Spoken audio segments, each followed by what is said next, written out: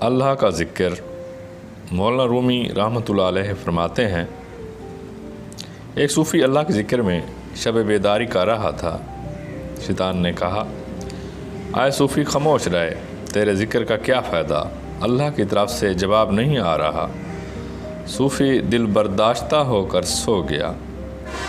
خواب میں حضرت خضر علیہ السلام سے ملاقات ہوئی۔ آپ نے فرمایا، اللہ کے ذکر سے کیوں غافل ہو گئے ہو؟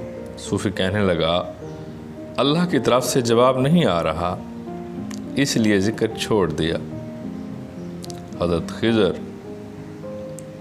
نے فرمایا، اللہ کہتا ہے، اے بندے، تیرا اللہ کہنا ہی میرا جواب ہے۔ جب تک تیرا پہلی بار کہنا قبول نہیں ہوتا، اس وقت تک میں دوسری بار کہنے کی توفیق نہیں دیتا۔